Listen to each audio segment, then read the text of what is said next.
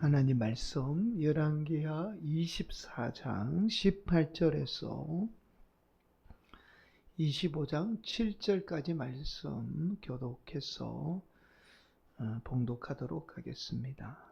가정에서 함께 예배 드리시는 성도님들도 하나님 말씀 교독해서 봉독합니다.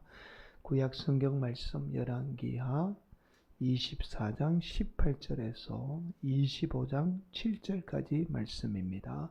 먼저 18절 말씀. 시드기야가 왕이 될 때에 나이가 21세라 예루살렘에서 11년간 다스리니라. 그의 어머니의 이름은 하무다리요 림나인 예레미야의 딸이더라.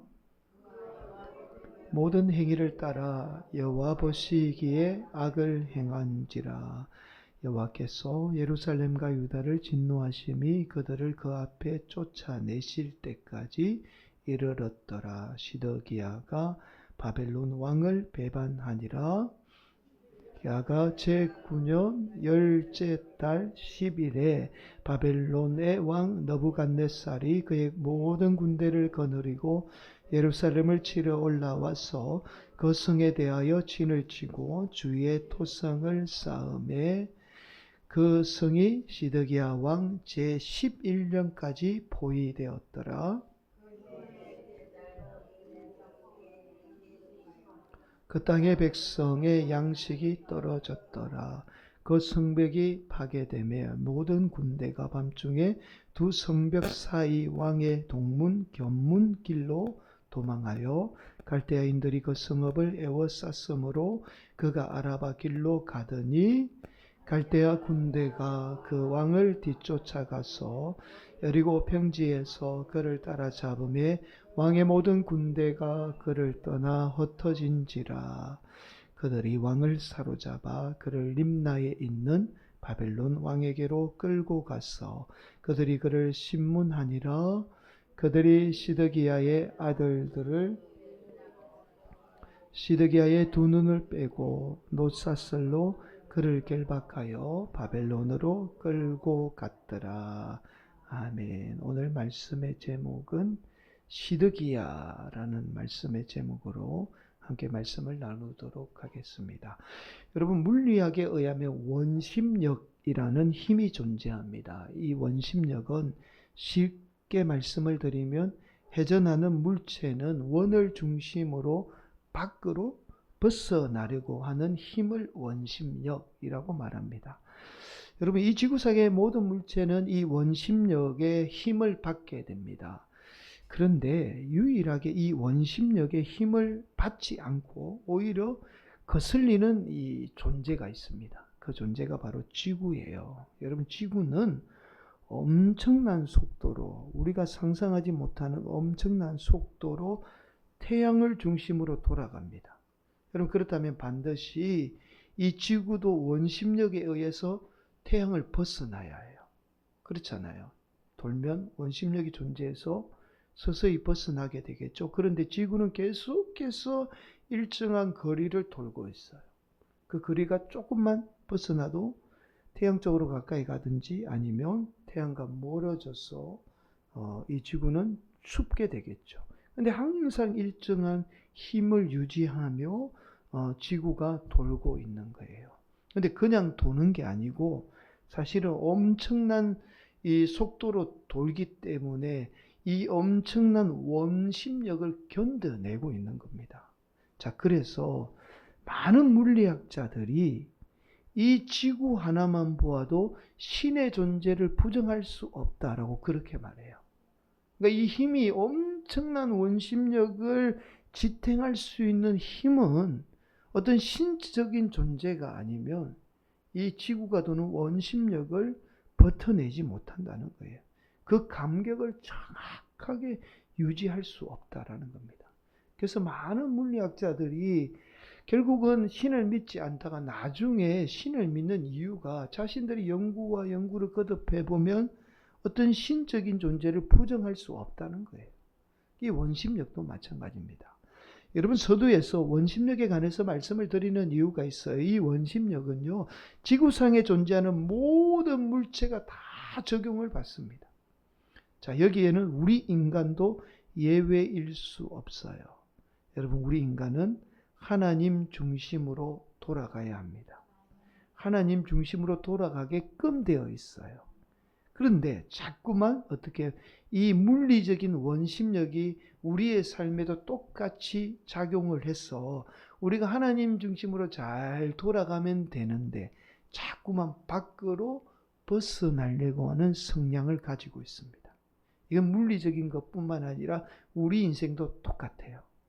자, 이것은 이 지구상의 모든 물체가 원심력을 가지듯이 우리 인간 또한 가만히 있으면 어떻게 해요? 자동적으로 하나님의 중심으로 돌아가는 게 아닙니다. 가만히 있으면 자꾸만 하나님께 벗어나려고 해요.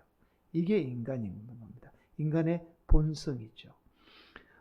사랑하는 성도 여러분, 우리 인간이 하나님 안에 살 때에 그 하나님의 영역인 원심력 안에 살 때에 우리는 진정한 행복과 복을 받게 돼요. 여러분, 하나님 밖에 벗어난 것, 신앙 밖은요, 어떠한 행복과 또 어떠한 복도 존재하지 않습니다. 신앙 안이에요. 하나님 밖에 있을 때에 우리가 복된 삶을 살게 되는 거죠.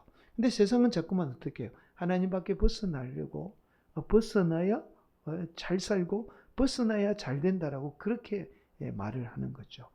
요즘은 하도 여러분 이단들이 많았어요. 신앙 밖이 훨씬 안전하고 복을 받는다라고 말해요. 요즘 하도 이단들이 판을 치니까 마치 교회도 똑같은 존재라고 생각을 합니다. 그래서 교회 나가면 오히려 더 위험하고 교회에 나가면 사람들이 더 잘못된 방향으로 간다라고 많이 인식을 해요.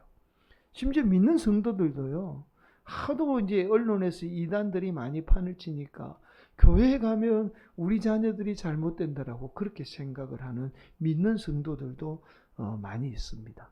그러나 우리 인간은 아무리 세상이 무슨 말을 해도 하나님 안에 살 때, 이 말은 저와 여러분이 하나님께 순종하며 살 때에 저와 여러분은 진정한 행복과 복을 누리게 됩니다. 여러분, 그래서 우리가 신앙도 노력하지 않고 가만히 있기만 한다고 되는 게 아니에요.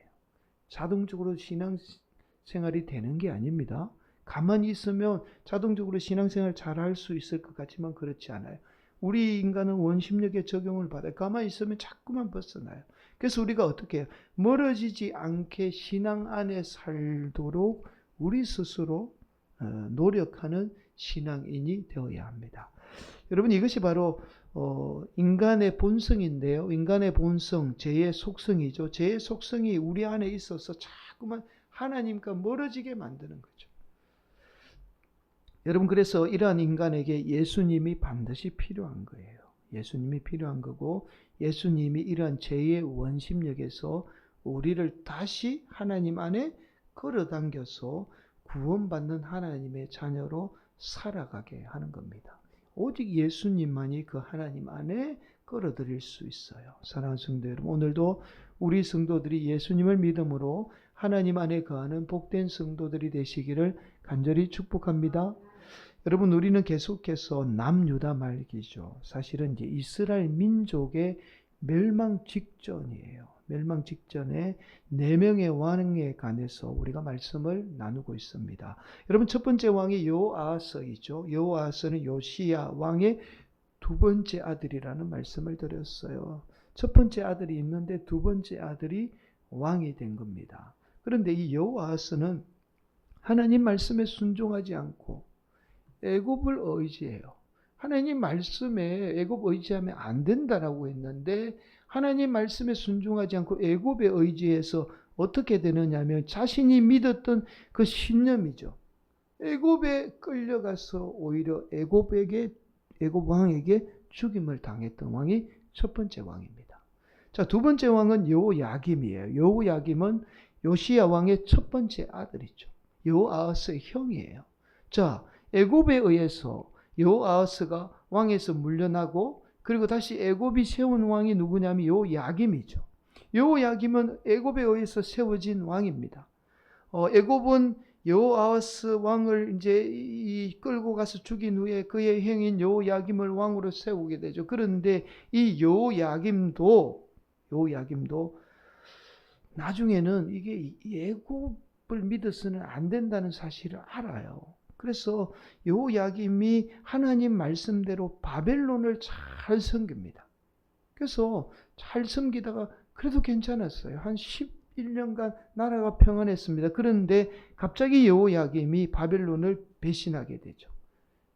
여러분, 여호야김이 바벨론을 배신했다는 것은 결국에는 애굽을 의지했기 때문에 바벨론을 배신할 수 있었던 거예요. 아, 내 뒤에 애굽이 있으니 이제 바벨론 배신해도 되겠구나라고 생각을 한 겁니다. 여러분, 여호야김이 바벨론을 배신했다는 말은 다른 말로 곧 하나님 말씀 순종하지 않았다는 말이에요. 하나님을 의지하지 않고 자기 뜻대로 그렇게 산 거예요. 여러분, 왜냐하면 당시 예레미야 선지자를 통해서 하나님은 이스라엘 백성들 왕뿐만 아니라 백성들에게 누누이 하나님 말씀을 전해요. 하나님은 분명 애굽을 의지하지 말고 바벨론을 의지해야 이스라엘이 살 수 있다라고 그렇게 말씀을 전하는데도 여호야김은 하나님 말씀에 순종하지 않고 나중에 끝내는 애굽을 의지하게 되었던 거죠. 여러분, 그렇게 망한 왕이 두 번째 왕 여호야김입니다. 자, 그리고 세 번째 왕이 지난 시간에 나누었던 여호야긴이에요.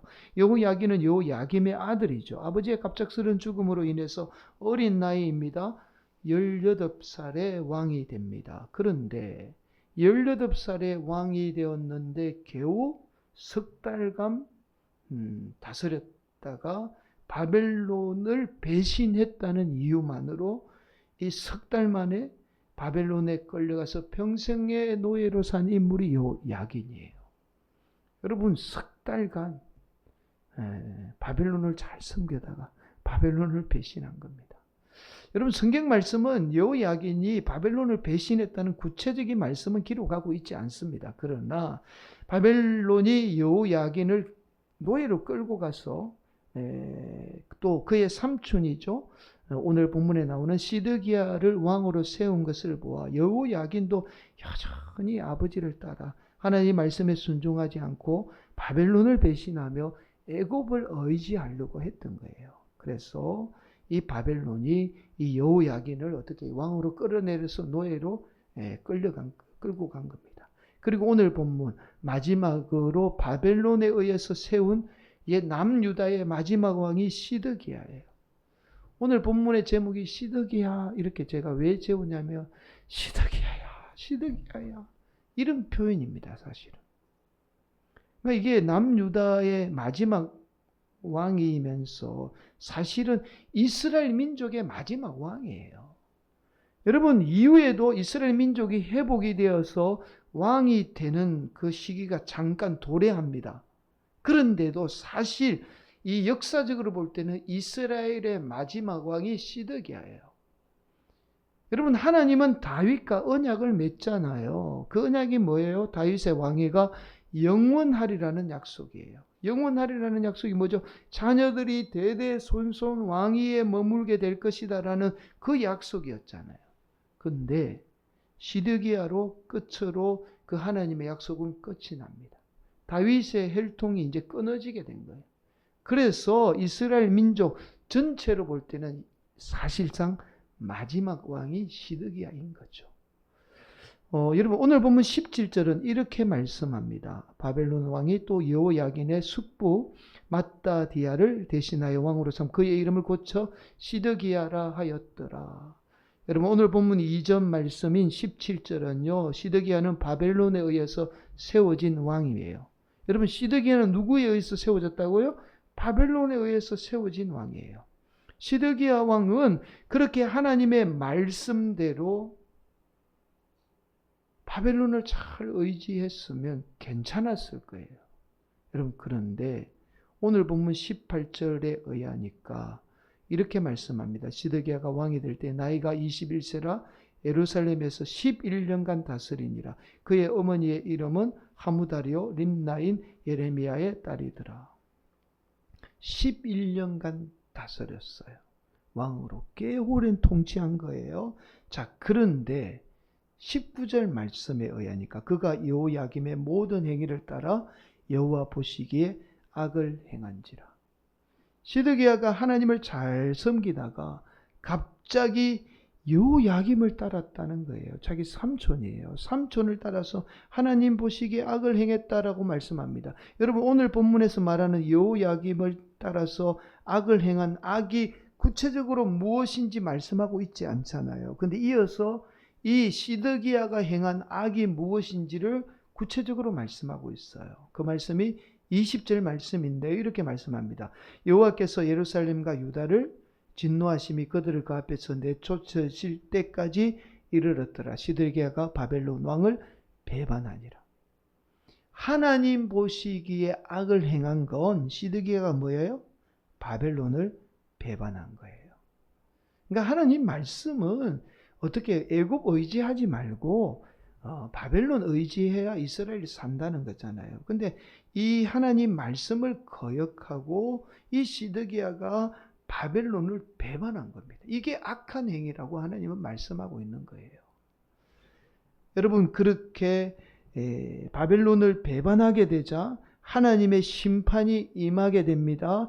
그 심판이 오늘 본문 말씀은 구체적으로 말씀하고 있어요. 25장 1절에 이렇게 말씀하죠. 시드기야 제9년 열째 달 10일에 바벨론의 왕 느부갓네살이 그의 모든 군대를 거느리고 예루살렘을 치러 올라와서 그 성에 대하여 진을 치고 주위에 토성을 쌓으매. 여러분, 9년째 시드기야 왕 9년째 바벨론 군대가 예루살렘 주변을 어떻게 토성을 다 쌓은 거예요. 개미 한 마리도 빠져나갈 수 없도록 높은 토성을 쌓은 겁니다. 그리고는 무려 3년간이나 예루살렘 성을 에워싸고는 한 사람도 빠져나가지 못하도록 한 거예요.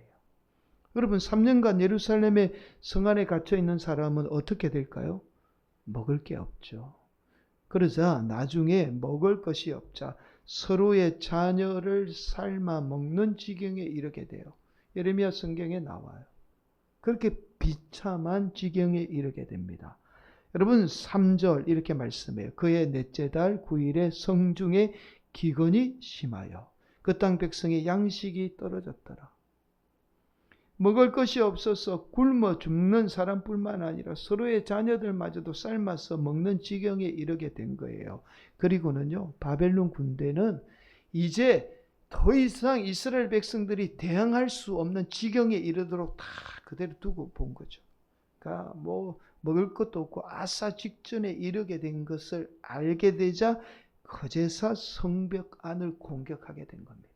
그러니 아사 직전에 있던 이스라엘 백성들이 싸울 수가 없잖아요. 힘이 없는데 어떻게 싸우겠어요? 이거 무방비 상태로 다 당할 수밖에 없었던 겁니다. 자, 그러자 이 시드기야 왕은 백성은 그 성 안에 그대로 내버려둔 채 밤에 몰래 도망을 가게 돼요.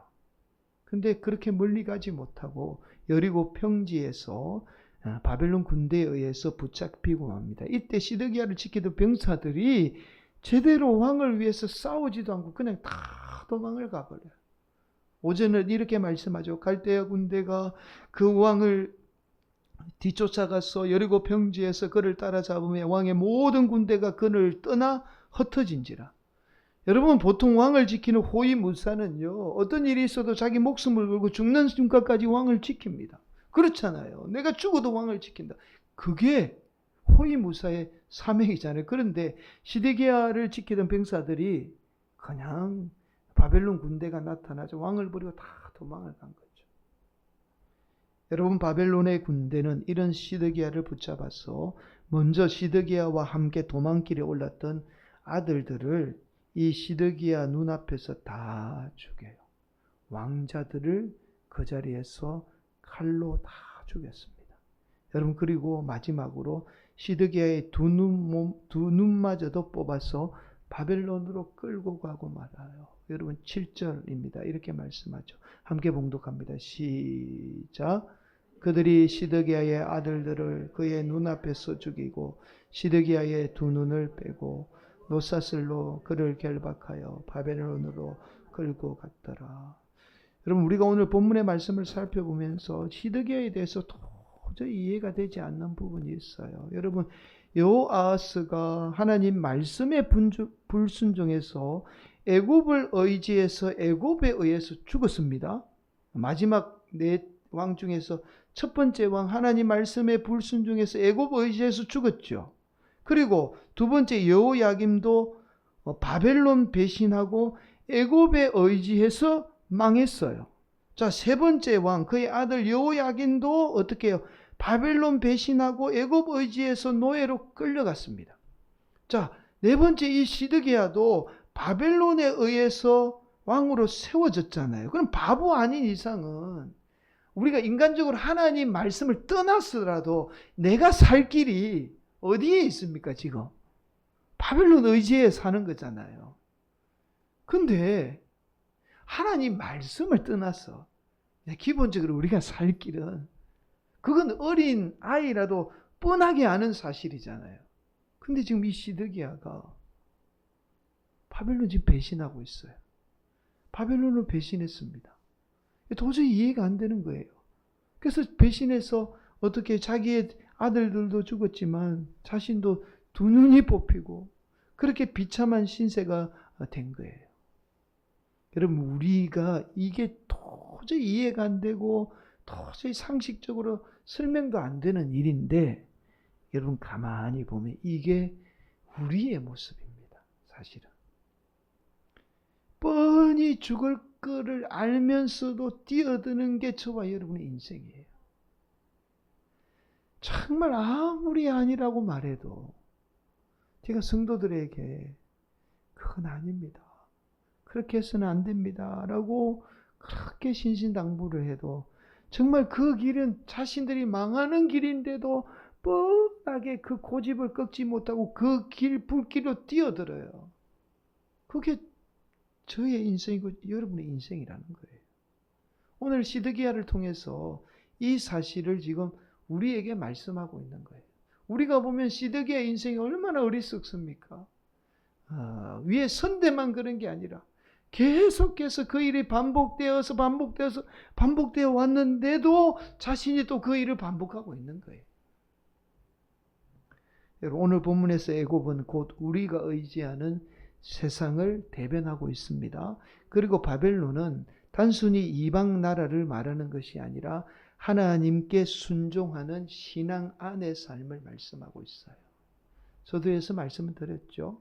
여러분 시드기야가 끝까지 바벨론을 의지했다면 이처럼 비참한 최후를 맞이하지 않았을 거예요. 이 말은 곧 시드기야가 하나님 말씀에 순종했다면 이러한 비참한 최후를 맞이하지 않았을 겁니다. 그러나 시드기야는 끝까지 하나님께 순종하지 않고 세상을 대변하는 애굽을 의지했던 거예요.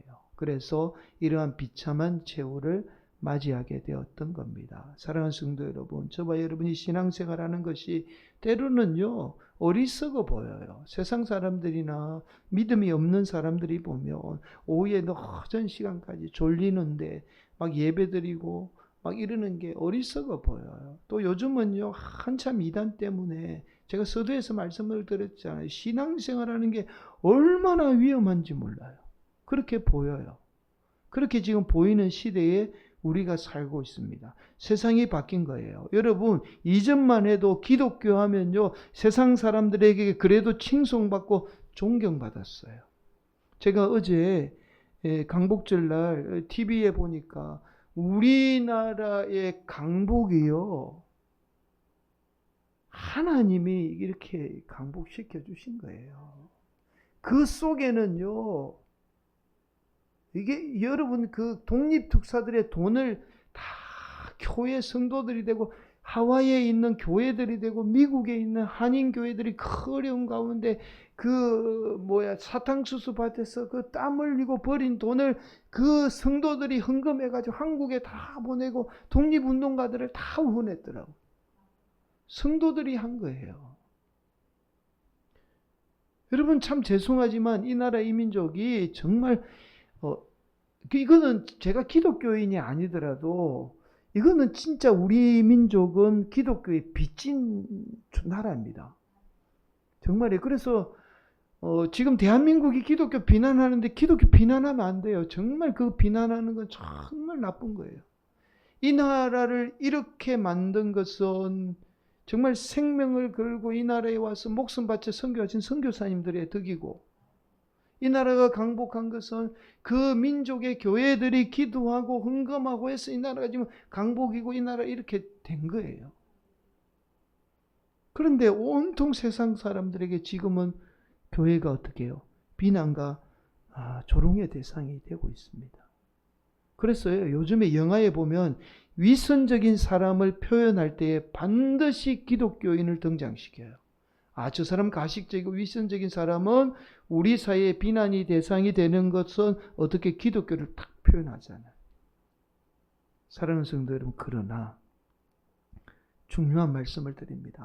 아무리 세상이 기독교를 비난하고 손가락질해도 저와 여러분이 반드시 기억해야 할 것은 우리가 신앙 안에 있을 때, 저와 여러분이 신앙 안에 있을 때 가장 행복하고 복된 삶을 살게 됩니다. 이 나라 이민족 마찬가지예요. 이 나라 이민족 현 정권 모르겠습니다. 앞 정권이 어떻게 했는지 모르겠지만 기독교 비난하고 기독교 무시하면 이 나라 망합니다. 기독교가 이 나라를 유지하는 거예요. 기독교 없는 세상은 아마 우리 유성희 선교사님이 잘 아실 거예요. 얼마나 절망적이고 얼마나 고통 가운데 그 백성이 살게 되는지를 아마 아실 겁니다. 저와 여러분의 삶도 마찬가지예요. 세상 사람들, 신앙 없는 사람들 잘 사는 것 같고 잘 되는 것 같지만 절대 그렇지 않습니다. 오직 하나님 안에 하나님 말씀에 순종하며 살 때에 저와 여러분이 복된 삶을 살게 되고 이 나라 이 민족이 복을 받게 됩니다. 오늘도 세상이 우리를 어떻게 비난하고 우리 기독교를 뭐라고 말하든지 간에 저와 여러분은 하나님 말씀에 철저하게 순종해서 하나님 안에 살아서 복을 받는 귀한 인생이 되시기를 예수님의 이름으로 간절히 축원을 드리겠습니다.